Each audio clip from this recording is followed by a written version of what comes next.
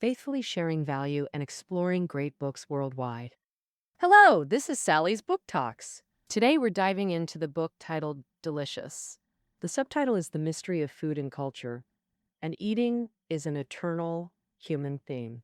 But when it comes to what to eat, differences between countries and ethnic groups are huge. The most common examples are religious taboos, like Judaism forbidding pork and Hinduism forbidding beef. But for most people, pork and beef are still the most common food ingredients. For instance, things like rats and maggots, which might make you nauseous, are delicacies in some places. Why? Why do people in different regions have such big differences in food choices? A common explanation is that it's due to different cultures and traditions. However, the author of this book offers a different view. Human taste differences existed before culture, and what determines eating habits are ecological conditions, production methods, and economic calculations based on these. Oh. In other words, according to the author, whether food tastes good has little to do with flavor. It's about cost effectiveness. If a food provides the most nutrition with the least cost under natural and social conditions, it's delicious. Conversely, if eating it costs too much, it's not delicious, even disgusting. The author, Marvin Harris, was a renowned 20th century American cultural anthropologist who taught at Columbia University and the University of Florida. His major works include Cultural Materialism, The Origin of Culture, and The Rise of Anthropological Theory. Next, I'll explain the book's main content from two aspects. First, why do humans love meat? Second, what are the reasons behind human dietary taboos and preferences? Let's start with the first question. Why do humans love meat? Have you ever noticed? Humans clearly prefer meat over plant-based foods. In people's minds, animal products like fish, meat, eggs, and milk seem tastier than vegetables like greens and radishes. Even staunch vegetarians need strong self-control to resist meat's temptation. Indeed, from primitive hunting tribes to modern nations, meat holds a more important position than plant-based foods in every human culture. Anthropologists have studied many primitive tribes and found they all use meat to strengthen kinship bonds and enhance social ties. Animal-based foods are more frequently shared than plant-based ones. Meanwhile, meat shortages or unequal distribution are more likely to cause division and war. For example, in primitive villages in Peru's eastern jungles, people talk about meat all day, and women always urge men to hunt for more. Meat is a bargaining chip for men to win female favor and a symbol of personal and family status. For indigenous people in New Guinea, when meat is scarce, everyone shows dissatisfaction even with plenty of plant foods. They spend lives raising pigs for grand feasts. At these feasts, everyone devours meat until they vomit. Human preference for meat is also evident in modern nations. For instance, in Poland, meat consumption makes up nearly half of total food intake. In the early 1980s, a brief meat shortage nearly caused social unrest in Poland. Thousands of meat-deprived Poles flooded streets chanting, "Give us meat!" in anti-hunger protests. In fact, they had plenty of other foods besides meat. Soviets and Americans have an even greater craving for meat. The Soviet government once spent huge foreign currency importing 40 million tons of grain just to feed livestock for a bit more meat on plates. In 1981, Soviet livestock consumed 50% more grain than the Soviet people. Americans don't import much grain, but to keep eating meat, 80% of farm-grown grain is used for feeding. Ample data shows that as a country's economy grows and incomes rise, the meat proportion in diets increases. For example, during Japan's rapid growth from 1961 to 1971, animal protein consumption rose by 37%. Plant protein consumption has decreased by 3%. Meanwhile, a study of over 50 countries shows that high-income people consume much more meat than low-income poor people. For example, the elite in Madagascar consume 12 times more animal protein than the poor at the bottom of society. In India, the highest income group consumes a full 7 times more animal protein than the lowest income group. It can be said that whenever possible, people always eat more meat. Humans are omnivores, so eating meat isn't instinctive like tigers or lions. It's a choice. So, why do humans prefer meat over vegetables? According to the author, it's because humans know that eating meat is more cost effective. It satisfies nutritional needs more efficiently than plant-based foods. And per unit of food, animal products like fish, meat, eggs, and milk contain higher amounts and better quality protein than most plant-based foods. Additionally, animal-based foods are the primary source of many vitamins and minerals, such as essential vitamins like B12, which is only found in animal products. If someone is a strict vegetarian, they might develop pernicious anemia due to vitamin B12 deficiency. For example, minerals like calcium, iron, and zinc from animal foods have higher absorption rates than those from plants. In short, because meat nutritionally satisfies us better than plant foods, humans find it tastier and prefer it. Since meat is so nutritious, why don't humans include all animal meats in their diet? Why do various meat preferences and taboos exist around the world? This is what we'll cover in part 2. First, let's discuss the preferences and taboos for cattle, sheep, pigs, horses, and milk in different cultures. First, let's talk about cattle. If a cow could choose its nationality, it would definitely choose India, because in India, cows receive the highest level of treatment, especially the white-humped cattle with shoulder tumors. They're not only forbidden from slaughter and consumption, but can roam freely, stroll city streets, and even enter train station waiting rooms to rest when tired. It seems India's beef taboo stems from religious beliefs. India's dominant religion, Hinduism, reveres cow protection and worship. They regard cows as divine symbols. Everything from milk to even dung is sacred. But the author argues religion isn't the cause of avoiding beef. It's the result. The real reason behind cattle taboo lies in population and ecological constraints. Brahmanism, Hinduism's precursor from 1800 to 800 BC, contained no beef prohibitions or cow protections. On the contrary, cattle were primarily sacrificial offerings, slaughtered in grand ceremonies. Deities consumed prime cuts like heads while people shared the remainder. Beef was northern India's most consumed meat then, but circumstances changed. As the ancient Ganges basin population surged, forests and grasslands became farmlands. Semi-nomadic lifestyles gradually yielded to agricultural production. Without vast grazing lands, raising cattle for meat became uneconomical. Moreover, draft cattle were essential for farming northern India's hard soil. Ancient Indians used draft cattle to plow and cultivate the Ganges plains. The revered humped cattle were uniquely gifted, eating little while enduring semi-starvation before labor. They possessed strong disease resistance and astonishing endurance. These traits enabled them to plow through heat, drought, and adverse conditions. Beyond plowing, cattle provided milk, more cost-effective than beef. Cattle convert feed to milk with over 5 times the energy efficiency of beef production. Gradually, ancient Indians reduced and eventually abandoned beef consumption. They adopted an economical diet: milk, grains, legumes, and limited meats like pork, chicken, and fish. Meanwhile, Hindu doctrine shifted from beef eating to strict cow protection taboos, preventing draft cattle slaughter during droughts to ensure stable, sustainable agriculture. But it's precisely because Hinduism aligned with ecological constraints and production practices that it thrived. It stood out among India's many sects, eventually becoming dominant. So, seemingly superstitious cow worship and beef taboos are actually survival strategies Indians adopted under ecological constraints to obtain better nutrition.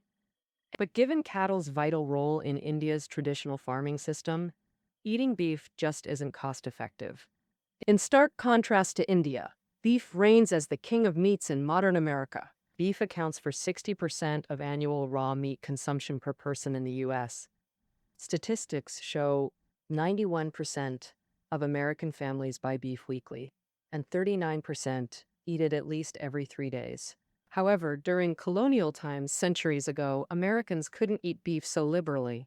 In the early 17th century, English colonists initially continued home country habits, eating mainly mutton rather than beef. And then, because Britain lacked large pastures, only small livestock like sheep and goats were suitable. Britain's thriving wool industry produced mutton and sheep milk as byproducts. For Britons then, eating mutton was most economical, making it the tastiest choice. But colonists soon discovered cattle were more efficient meat resources under American conditions. America had vast open natural pastures at the time.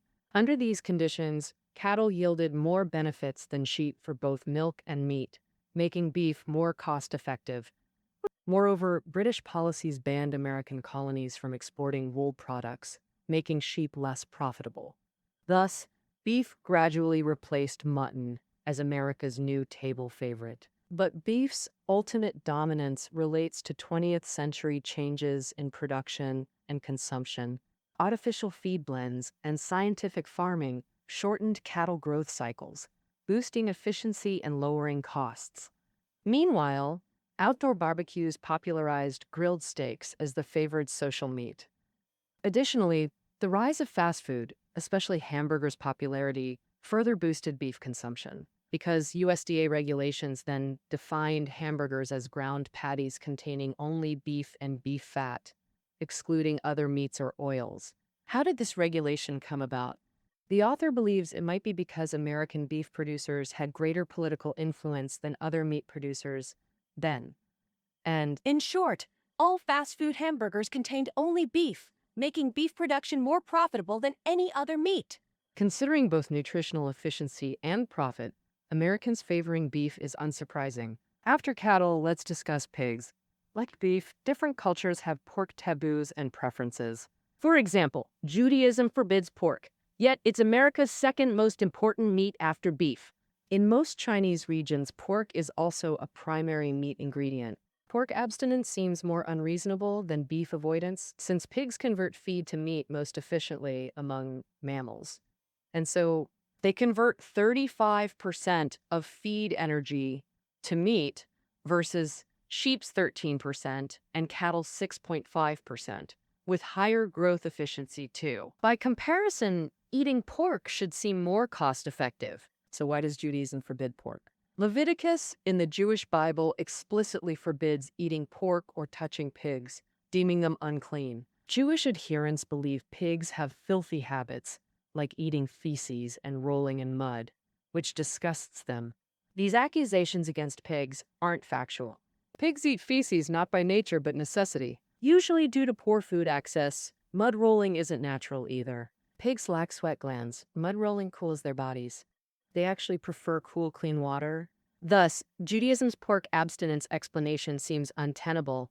So, what's the real reason behind pork abstinence? The author maintains it still comes down to cost-benefit considerations, similar to India's beef taboo evolution. Pork taboos similarly emerged as ecological environments changed. Archaeological evidence shows many Middle Eastern areas successfully raised pigs 10,000 years ago. Later, as ecology deteriorated, the Middle East shifted from forests to farmlands, then grasslands, finally deserts, growing hotter and drier, making pigs poorly adapted. As mentioned, pigs lack sweat glands for cooling, and their sparse hair offers little sun protection. Thus, raising pigs in arid Middle East required extra shade structures and water for mud rolling. Remember, water is scarce in dry regions. Meanwhile, population surges strained limited grain supplies.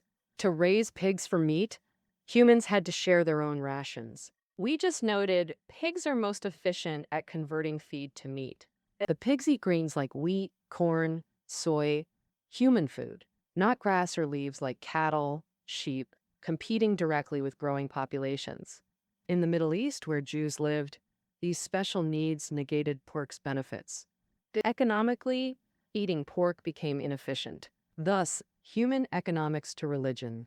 Thus, human economic choices again manifested as religious doctrine. hence Old Testament pig taboos. Now consider pork-loving cultures, mostly in suitable environments with abundant grain reserves. For example, America's Midwest Corn Belt provides surplus grain for pigs. In China, pigsties near homes allow food scraps to feed pigs. With low costs, pork naturally became beloved. Hearing this, some may wonder, why are Indian cattle revered but Middle Eastern pigs despised? The author says, it depends on whether they have additional uses. Earlier, we mentioned Indian cattle help maintain farming and provide milk. Indispensable in India's unique system, they became sacred objects of worship. Whereas pigs offer nothing beyond pork. They can't plow, their hair isn't suitable for textiles, and they can't produce milk efficiently, lacking large udders, only yielding small amounts briefly during nursing. So when inconvenient to raise for food, pigs are utterly rejected. Beyond cattle, sheep, pigs, the author mentions horse meat. Strictly speaking, it's never been mainstream human food. This phenomenon also fits cost-benefit analysis. First, compared to ruminants like cattle, horses yield lower ROI, requiring 33% more pasture to sustain. Moreover, as active animals, horses have faster metabolisms and higher energy consumption than cattle. Secondly, in ancient times, horses were crucial military assets. When needed for battlefield charges, horse meat taboos strengthened. When other meats were unavailable, eating horses became acceptable. If meat taboos and preferences yield religious and cultural outcomes, milk preferences are genetically ingrained. For many Westerners, milk is as basic as water. As an American, the author drank nearly a liter daily in youth, using butter or cheese in cooking most dishes. In stark contrast, traditional Chinese cuisine rarely features dairy. Chinese only began minimal milk consumption in recent decades. Human milk or dairy preferences show clear regional variations. Scientists link these differences to lactase in human intestines. Without lactase, you can't digest milk's lactose sugar. It ferments in the colon, causing gas and diarrhea. Medically termed lactose intolerance, affecting over 95% of East Asians, including Chinese. Among American whites, only 20% lack this lactase enzyme. Nordic people have the most abundant intestinal lactase. Geneticists found over 95% of Dutch, Danish, and Swedish people have sufficient lactase. In fact, everyone has sufficient lactase during infancy, but normally after weaning, it gradually disappears. The reason is simple. Adults no longer need breast milk for survival. So why do Nordic people retain such abundant lactase? This, too, stems from nutritional economics, bringing us to a crucial milk component, calcium. Calcium maintains bone health. Deficiency causes rickets in children and osteomalacia. In adults, deficiency leads to osteoporosis.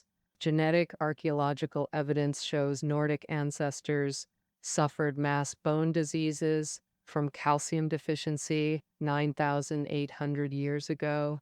These diseases threaten survival, forcing genetic evolution toward calcium absorption. Besides milk, calcium comes from dark greens like spinach or kale, or animal bones. But back then, most dark greens weren't domesticated by Nordic ancestors. Compared to grains or animal foods, greens were nutritionally or energetically inefficient. Plus, Nordic weather was unsuitable for vegetables. After forest burning, people began small-scale grain farming and large-scale livestock grazing on new grasslands. Thus, animal milk, especially cow's milk, became their primary calcium source. Lactase affects calcium absorption utilization from milk.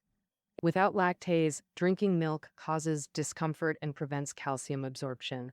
Studies show lactose-tolerant people absorb 79% more calcium. Thus, in ancient Nordic societies, lactose intolerance was a critical survival disadvantage. Under selective pressure, a genetic mutation allowed Nordic descendants to retain sufficient lactase into adulthood.